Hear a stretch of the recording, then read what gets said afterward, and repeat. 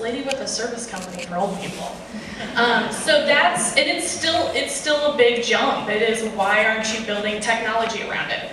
And forgetting that there's lots of needs out there, and that building a successful company is finding the pain point and filling the need. Thank you. So our next question is, what kinds of skills do we need today to be proficient that we didn't need 5 years ago? I think I can take that. Go ahead. Well, opposite to what you've said, I think every company right now is looking for technology solutions. Technology really makes a difference. It's not the only thing, but 5 years from before to now, every company which has not been a technology company will need technology. To be savvy or just to be aware, that's the most important thing to come to me. And I would add to that, you know, I certainly think that technology is a huge part of what we have to just use as companies now, even if we are service-based companies. But I would say, you know, technology is really easy to get our hands on, but it's also, you know, we've got to learn how to use that really well and actually use it to the benefit of our businesses and make it all work together to actually, you know, bring in leads or customers or whatever we need to do with it. Thank you, Jamie. Thanks for adding that. So mentorship is a lot of what Beta Blocks is about, and having a mentor is very critical to developing a business. Can one of you or a couple of you address who's your mentor today? How did you find that person, and what role does it serve in cultivating your business? Yeah, I can tackle that one. You know, I have tried in my career to find some sort of unlikely mentors. I like to find companies who aren't necessarily, you know, kind of following a structured startup path, and in fact, they've sort of long past become, you know, been startups. And even something completely different, like currently right now, I'm talking to a company who is a manufacturing company, and they've just built a really cool company, and they're very smart about business. And so I think picking a good mentor who is where you eventually want to be, even if they're not in the same field you are, but can teach you some things about how to make a business that works. So I have a story to share. About 3-4 years back, we put up a frozen yogurt store, right? Had no mentors whatsoever. It was an awesome product. Second, probably one of the top companies in the United States. It's a franchise business. We thought the product would sell by itself. Sorry, it didn't. From that experience, we landed up in Beta Blocks. And then we actually understood there's a lot more to entrepreneurship than just knowing or having your product, which is probably good, but that's not enough. So you're treading a path where probably people have already been. So how do you find mentors appropriate to what you are, what your product is, or what your service or solution is, and finding those people to guide you through.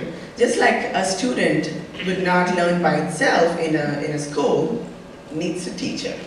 That's where the mentors come. I agree, Nalima. Thank you for sharing that. I too feel that having a mentor early on is so important. I started my business when I was 24. I didn't have the resources or connections that I have today, and I really struggled and made a lot of mistakes early on that could have been avoided. So it's okay to ask for help, no matter where you're at in your business, successful or still learning how to kind of make it through the year, the month, and just asking people and being humble and saying it's okay to fail, and you want to fail quickly so you can reach out and find people who can support you and help you get through those hard times. And also being respectful about their time.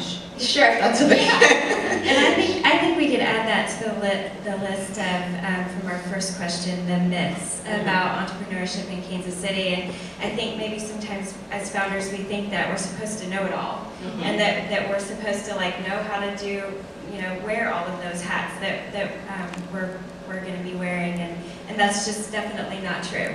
Asking for help in the areas where you need help is the smartest thing that you can do. Thank you. Adding to the myth, again, a lot of companies or entrepreneurs pitch to people expecting that the audience is looking for the product. A lot of it is they're looking at you as an entrepreneur. It's the jockey, right? So there's a lot to do with how you come together as a team, if you have a team, and put yourself as the first product, then what you're carrying, what services you have. So let's transition into marketing. So you have this great idea, as Nalima said, they're not always going to show up and buy. So where do you all focus your marketing and advertising efforts?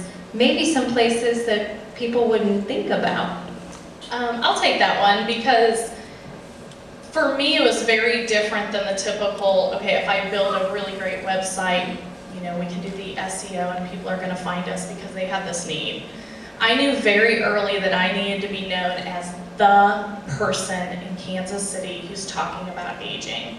I needed to be the expert, and that started going everywhere. We spend continuously, to this day, our time, money, and effort on building educational plans, speaking at every conference we can speak at, to where people associate literally me and my brand with it.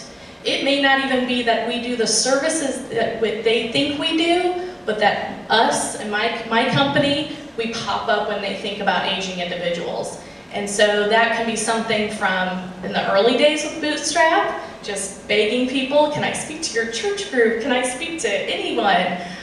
You know, being able to get on TV, we do a monthly piece on 41 Action News, to now, again, conference speaking. It's that mind space. When someone thinks of your industry, they need to think of you.